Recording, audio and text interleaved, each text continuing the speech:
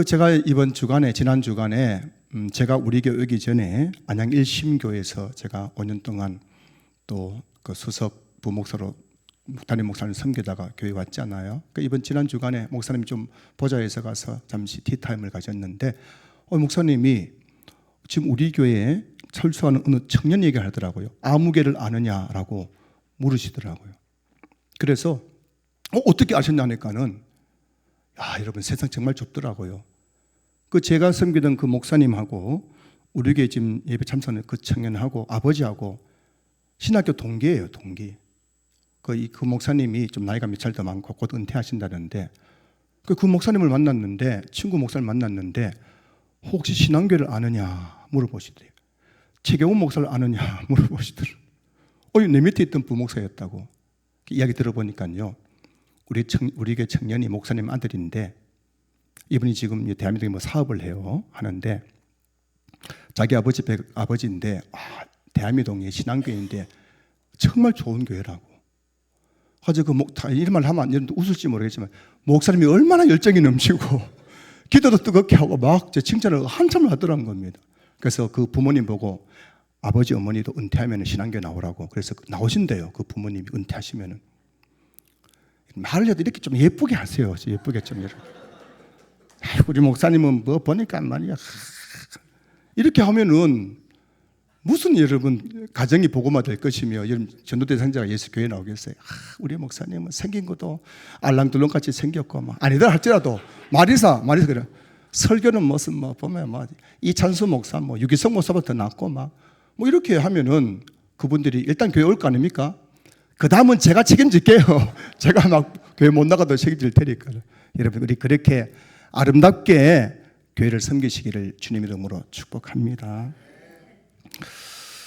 오늘은 평안을 찾는 이에게 라는 제목으로 함께 말씀을 나누겠습니다. 19세기의 욥이라고 불리는 호레이쇼 스패포드라는 분이 계세요. 이분은 당시 유명한 변호사였고 시카고 또 의대의 법의학 교수이기도 했고 또 부동산 사업으로 엄청난 돈을 벌기도 했습니다. 특별히 이분은 당시 19세기에 미국에서 가장 부흥하는 교회 무디 교회에서 재정을 책임지는 회계 집사님이기도 하셨어요.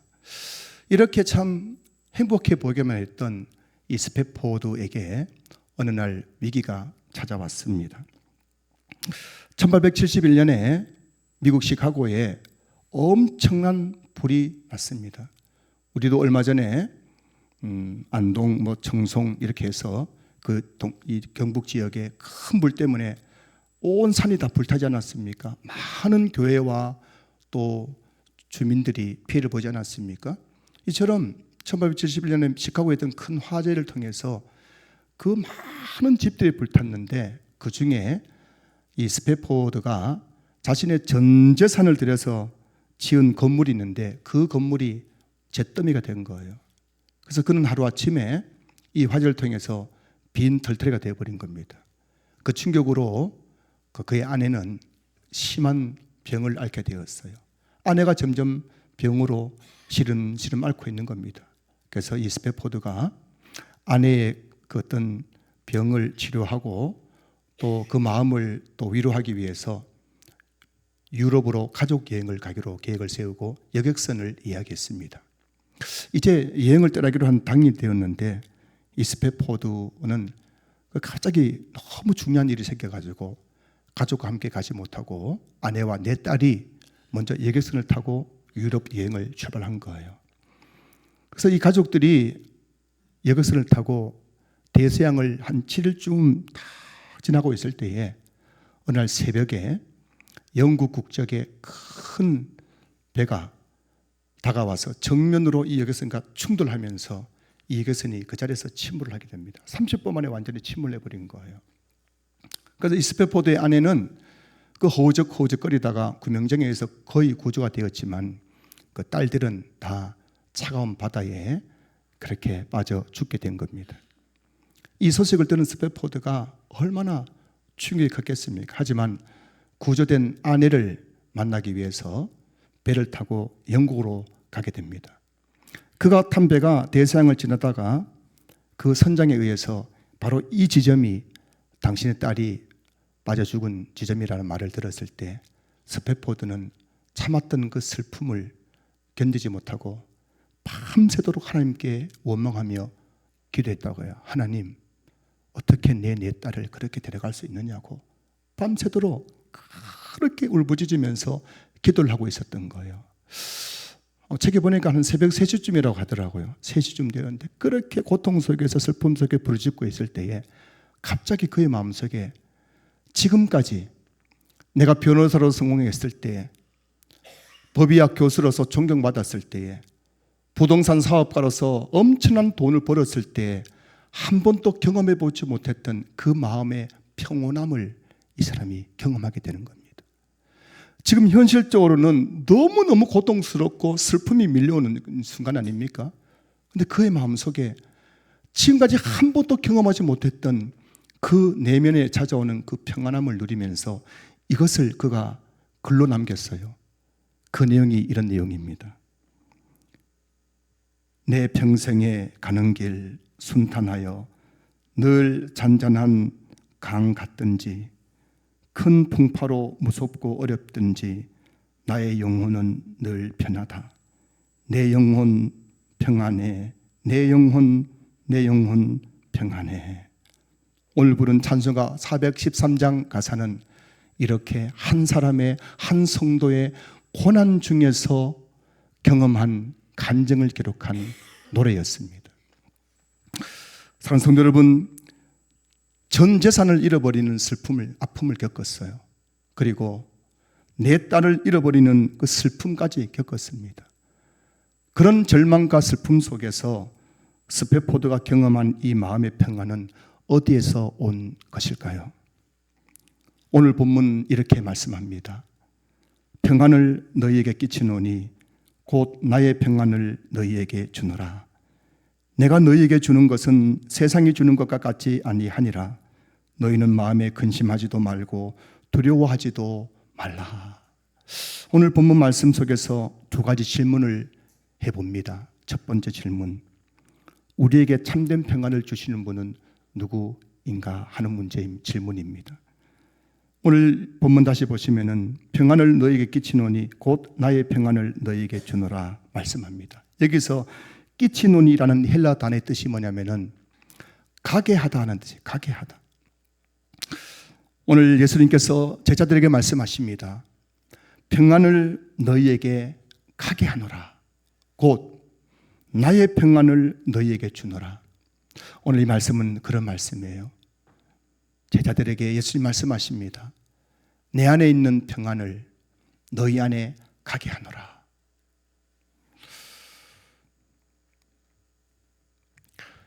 복음서를 보면 예수님께서 나의 것이라고 말씀하신 것이 몇 가지 있죠.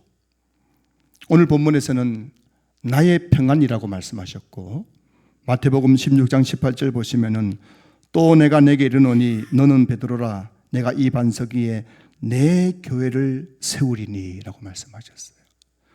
요한복음 15장 11절에서는 내가 이것을 너희에게 이름은 내 기쁨이 너희 안에 있어 너희 기쁨을 충만하게 하려 함이라. 예수님은 교회 그리고 기쁨 그리고 평안을 가리켜서 나의 것이라고 말씀하셨습니다. 나의 것을 너희에게 준다라고 말씀하고 계신 거예요. 여러분, 이 땅에 존재하는 모든 교회는 예수님이 세우신 교회라는 것을 저번에 꼭 기억하셔야 됩니다.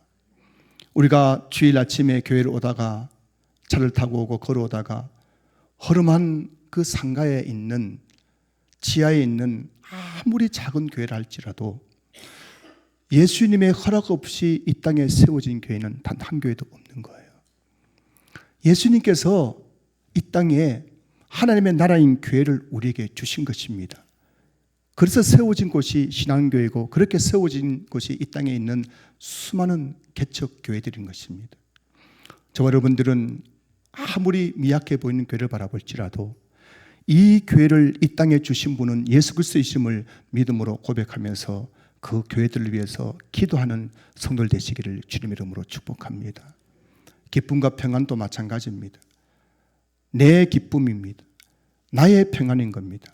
우리에게 참된 기쁨과 평안을 주신 분은 바로 예수 그리스도이신 것입니다. 스테파노가 내 딸을 잃은 그 슬픔 속에서 그의 마음속에 경험되었던 지금까지는 한 번도 맛보지 못했던 이 평안은 바로 예수님이 그에게 주신 것입니다. 슬픔 가운데 있는 그에게 예수님 안에 있는 것을 그에게 가게 하시사 그의 마음속에 슬픔 중에서 절망 중에서라도 그 평안을 누리게 하셨던 것입니다. 몇 년 전에 이웃에 있는 어느 교회를 방문했을 때 그 교회 성도님 한 분과 교제하는 시간을 가졌어요.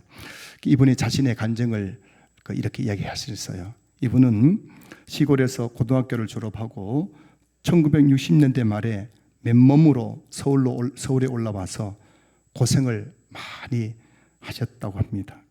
20대 시절에 젊은 혈기에 싸움도 많이 하고 나쁜 짓도 많이 하고 굶기도 많이 하고 눈치밥도 많이 얻어먹고 어두운 시절을 보내면서 하루도 마음 편하게 산 날이 없었다고 고백합니다. 그런데 어느 날 아내의 권유로 교회를 다니면서 성경을 읽기 시작했다고 합니다.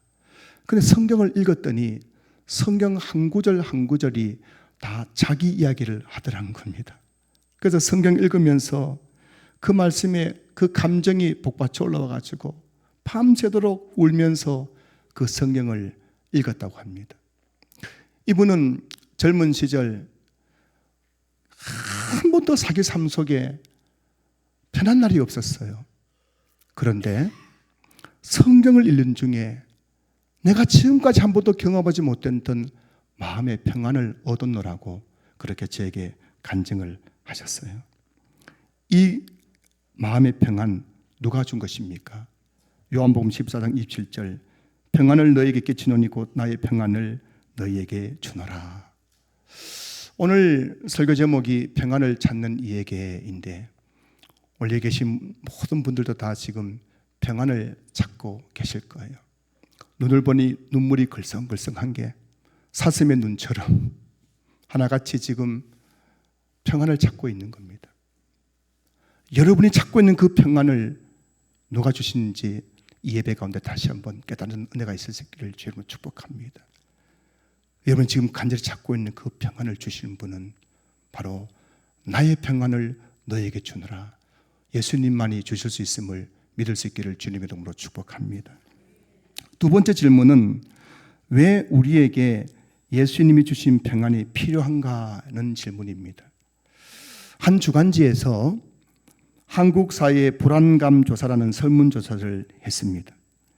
당신은 불안을 느끼고 있습니까? 라는 질문에 74%의 사람들이 매일매일 불안을 느끼며 살아간다고 답을 했고 20% 사람들이 조금 불안감을 느낀다고 응답했다고 합니다. 대한민국의 국민 중에서 93%의 국민들이 매일매일 크고 작은 불안감을 느끼면서 살아가고 있는 거예요. 지난주 금요일 오후에 아내와 차를 타고 가고 있는데 대뜸 아내가 이런 말을 했습니다. 뭐 이런 주제도 아니었는데 지금까지 살아오면서 마음이 편한 날이 별로 없었던 것 같아. 오늘 설교 제목이 주제가 그런 내용인데 대뜸 그런 말을 하는 거예요.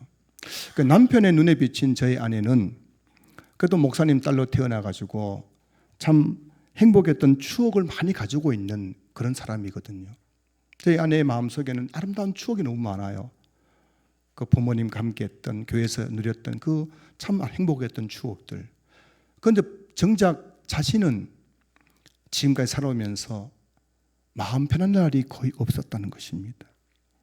저는 그 말을 듣는 순간 그게 바로 저의 이야기였거든요. 저도 목사가 되어서 지금까지 살아오지만은 사실 그냥 모든 것이 좋아가지고 웃어본 날은 거의 없는 것 같아요. 아무 걱정 근심이 없어서 진짜 내 인생 평안해, 내 인생 평안해 그렇게 노래 불렀던 날도 거의 없었던 것 같아요. 그리고 어쩌면 여기 계신 여러분의 인생도 그렇지 않을까 생각해 봅니다. 여러분 인생이 너무 신나고 즐거운 분 계세요? 나는 아무 걱정 근심이 없어가지고 꽃길을 걷는 것 같은 느낌으로 살아가는 분 계십니까?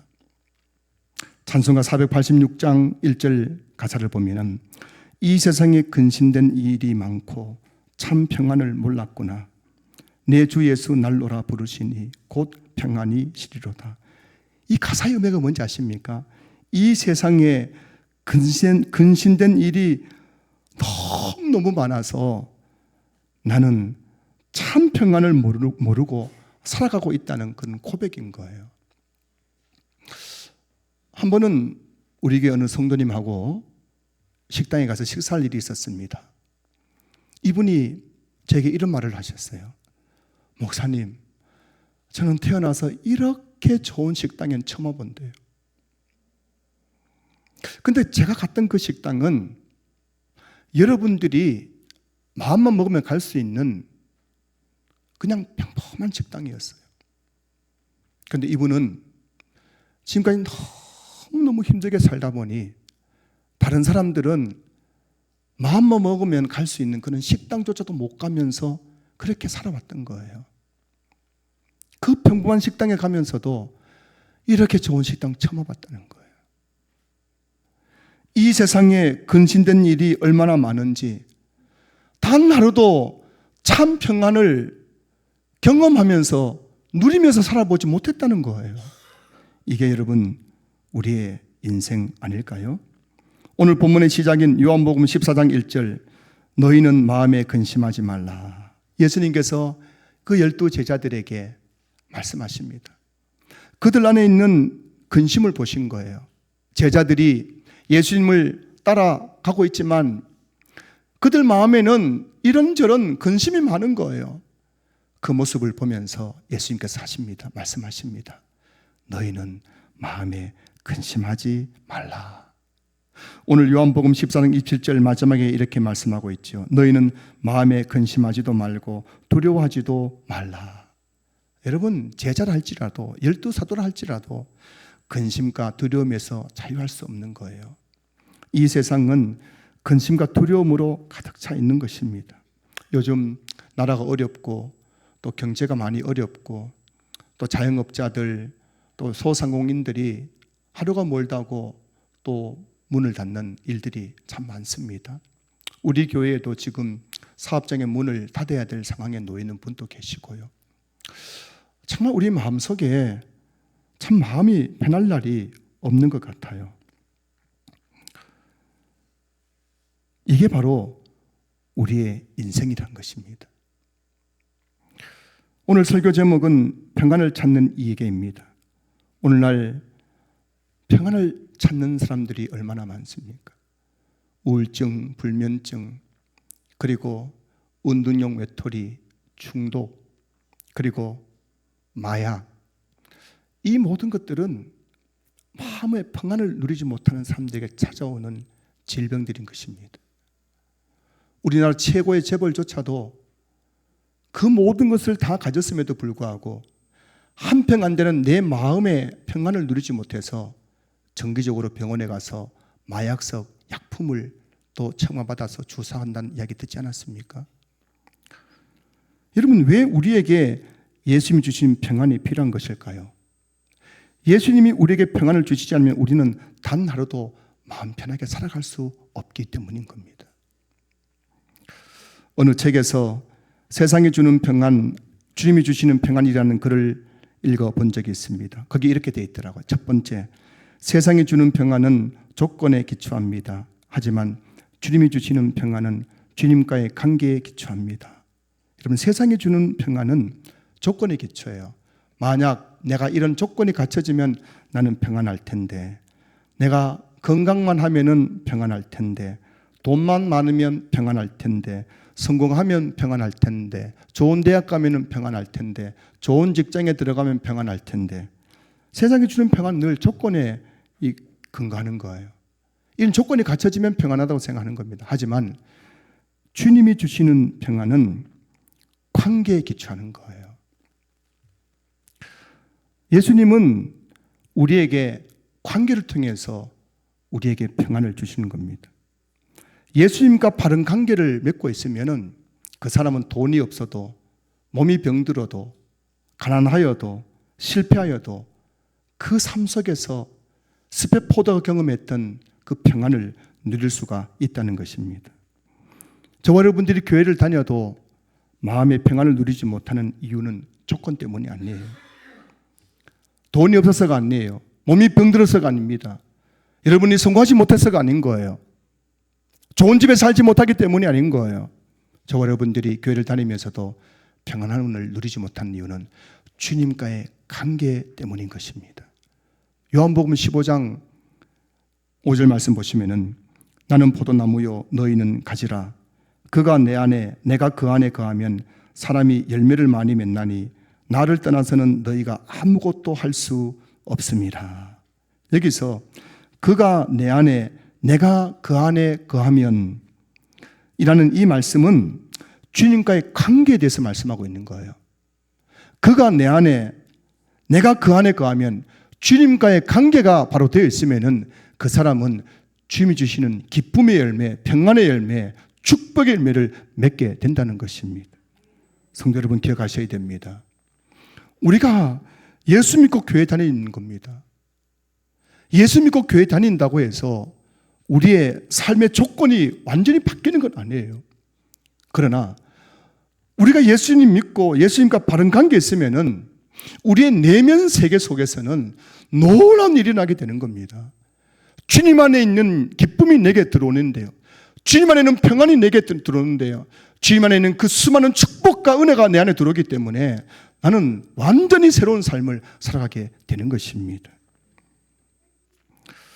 신앙생활이란 주님과의 관계란 사실을 여러분들이 믿을 수 있기를 주 이름으로 축복합니다.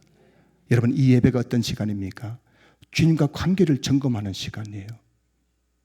여러분이 만약 주님과 관계가 바로 되어 있다면 여러분들이 이 예배 가운데 예배의 감격을 경험하게 될 것입니다. 주님과 멀어져 있는 사람이 어떻게 예배 가운데 말씀이 귀에 들어오며 주님의 그 세미한 음성을 들을 수 있으며 주께서 우리에게 하늘문을 여시고 부어주신 은혜와 축복을 누릴 수가 있겠습니까? 그러나 주님과 바른 관계에 맺어져 있다면 그 사람에게는 하늘의 문이 열리고 하나님이 우리에게 주시는 그 풍성한 은혜와 복을 받는 거예요. 주의 음성을 듣는 겁니다. 예배의 감격을 누리는 겁니다. 주의 영광을 보게 되는 것입니다. 이런 은혜가 여러분에게 있을 수 있기를 주의 이름으로 축복합니다. 둘째는 세상이 주는 평안은 결과에 의존하는 평안입니다. 하지만 주님이 주시는 평안은 현재 누리는 평안입니다. 여러분 그렇잖아요. 세상이 주는 평안은 결과에 있어요. 결과. 그래서 사람들은 이 시대는 뭡니까? 결과 중심주의예요. 가정이 중요하지 않아요? 중요하지 않습니다. 대통령 되는데 가정이 중요해요? 안 중요해요? 가정은 필요 없습니다. 결과가 중요한 거예요. 그 사람들은 대통령이 된다, 국회의원 된다, 수단 방법을 가리지 않는 겁니다. 비리와 또 불법과 뇌물과 거짓말과 모든 걸 동원해서라도 대통령 되면 되는 거예요. 국회의원 되면 끝인 거예요. 그러니 여러분 그 사회 지도층이 이렇게 썩어 있으니까는 국민들 정서도 마찬가지예요. 우리 어린아이들도 마찬가지예요. 모든 국민들이 다 결과 중심적인 생각을 하고 있는 거예요. 결과만 좋으면 된다. 성공하면 된다. 좋은 대학 가면 된다. 부자만 되면 된다. 그런데 여러분 문제가 뭐냐면은 좋은 대학 가는 학생들이 얼마나 됩니까? 성공한 사람이 얼마나 돼요? 부자가 얼마나 됩니까? 대부분의 사람들은 좋은 대학 못 가요. 대부분의 사람들은 성공하지 못해요. 대부분의 사람들은 부자가 되지 못합니다. 그러니 모든 사람들이 우울하고 불행한 거예요. 이게 우리나라의 모습 아닙니까? 하지만 주님이 주시는 평안은 결과가 아니라 과정이에요. 과정. 내가 지금 성공하지 못했다 할지라도 부자가 아니라 할지라도 내가 비록 좋은 대학에 다니지 않는다 할지라도 내가 지금 어떤 고난에 있다 할지라도 그 현재 내 삶 속에서 주님이 주시는 평안, 이게 바로 주님 주시는 평안이라는 것입니다. 여러분들에게 필요한, 여러분들에게 주시고자 하는 이 평안은 여러분들이 나중에 부자가 되고 잘 되어 주시는 평안이 아니라는 걸 아셔야 됩니다. 주님이 지금 주님께서 지금 여러분에게 주시고 싶은 평안은 비록 우리가 병들고 가난하고 힘들고 어렵지만 그 가운데서 누리는 평안을 주시기를 원하시는 겁니다. 전 여러분들이 이 예배 가운데 그런 주님의 평안을 누릴 수 있으면 좋겠습니다. 여전히 내 삶에는 수많은 문제들이 있지만은 그러나 이 예배에 나와서 주님이 내게 부어주시는 그 풍성한 은혜와 그 위로와 평안을 얻고 돌아가는 그런 성도들 될 수 있기를 주의 이름으로 축복합니다. 마지막 세 번째, 그 책의 이름 이렇게 되어 있더라고요. 세상이 주는 평안은 문제가 없어야 누리는 평안입니다. 하지만 주님이 주시는 평안은 문제 속에서 누리는 평안이라는 것이죠. 그럼 세상 사람들은 아무 문제가 없는 상태를 가리켜 평안이라고 말하는 거예요. 여러분도 그렇게 생각하는 분이 계실지 몰라요. 내가 아무 문제 없어야 이게 평안이라고 생각하는 분이 계실지 모르겠습니다. 그러나 여러분, 성경이 말하는 평안은 그런 평안이 아니에요. 성경이 말하는 평안은 삶의 수많은 문제 속에서 누리는 평안인 것입니다. 성경을 보면서 성경에 나온 인물들 통해서 우리는 놀라운 것을 깨닫게 되는 겁니다. 성경에 나오는 인물 중에서 아브라함부터 시작해가지고 모든 신앙의 위인들의 삶을 보면은 그 중에 단 한 사람도 아무 문제 없이 평탄한 삶을 살았던 사람은 단 한 사람도 없습니다. 아브라함을 보세요. 이삭을 보세요. 야곱을 보세요. 요셉을 보세요. 모세를 보십시오. 다윗을 보십시오. 어느 누구 하나 아무 문제 없는 그냥 평탄한 삶을 누렸던 사람은 없습니다. 모든 성경의 인물들은 하나같이 이 땅에서 수많은 문제 속에 살아갔던 사람들이었습니다. 하지만 그들이 세상 사람들과 달랐던 점이 있다면 그들은 그 문제 가운데서도 하나님께 주시는 그 평안을 누리는 삶을 살았다는 것입니다.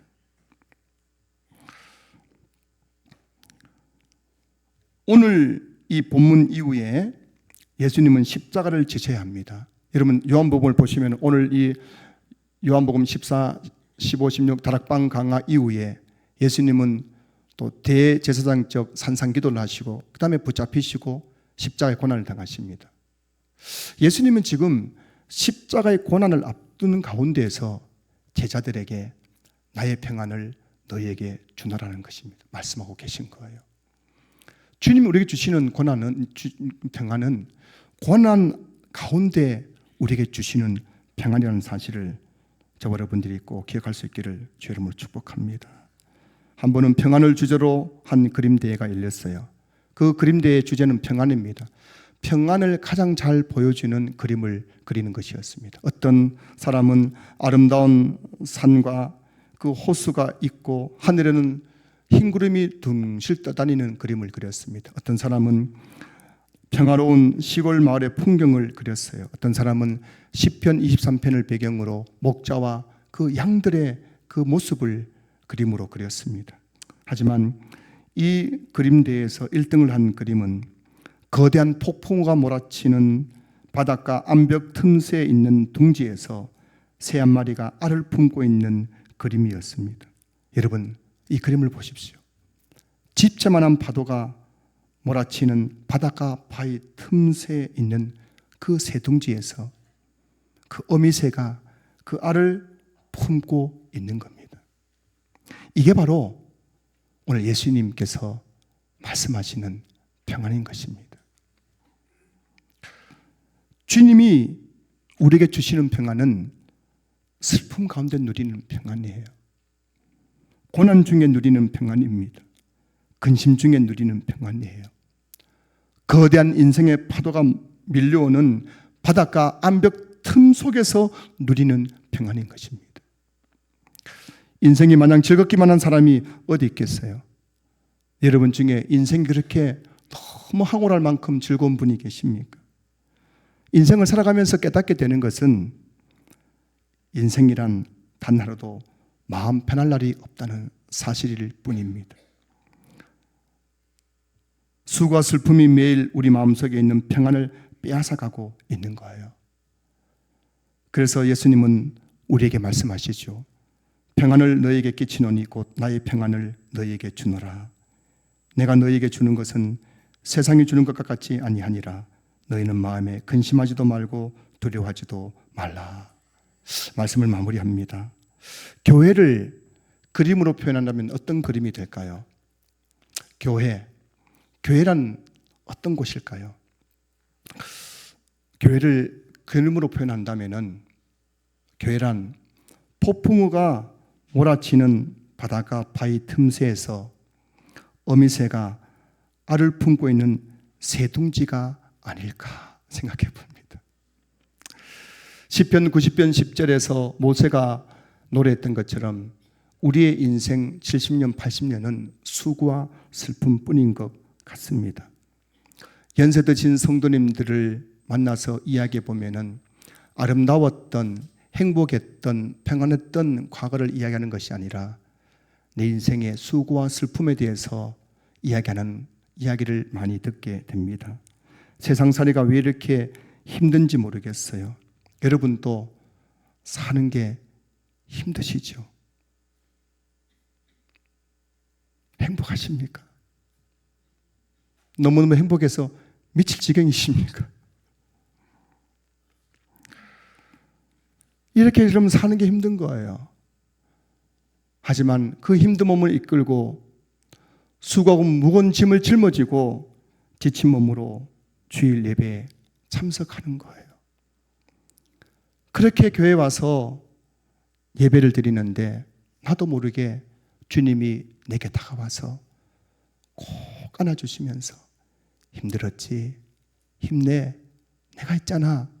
그렇게 우리를 위로해 주는 곳, 우리를 안아주는 곳, 이것이 바로 교회가 아닐까 생각합니다. 그래서 교회에 와서 정말 힘든 몸을 이끌고 교회에 와서 예배를 드리는데 마음이 너무 편하다고 말씀하시고 자꾸 눈물이 난다고 말씀하시는 분들이 그렇게 많은 이유가 바로 여기에 있는 것이죠. 아무리 힘들어도, 아무리 슬퍼도, 아무리 속상해도 교회만 오면 주님이 우리에게 세상에 줄 수 있는 평안을 주시는 것입니다. 저는 우리 신앙교회 성도님들이 이 교회에서 평안을 찾았으면 좋겠습니다. 평안을 찾는 이에게 오늘 설교 제목입니다. 여러분 주변에 평안을 찾는 이에게 여러분들이 이렇게 말씀하십시오. 당신이 찾는 그 평안을 주시는 분은 오직 예수 그리스도밖에 없습니다. 당신이 교회에 나와서 그 예수님을 만나기만 하면 당신의 그 모든 당신 안에 예수님이 주신 평안이 임하게 될 것입니다. 그리고 여러분 중에도 지금 평안을 찾고 있는 분이 계시다면 오늘 이 시간 예수님의 이름을 부르십시오. 그리고 그 예수님을 내 마음의 주님과 구주로 영접하십시오. 주님이 여러분 마음속에 세상이 줄 수 없는, 지금까지 이 세상에서 경험하지 못했던 마음의 평안을 주실 것입니다. 네 딸을 잃어버린 극심한 슬픔 중에서 스페포드가 불렀던 이 노래, 내 영혼 평안해, 내 영혼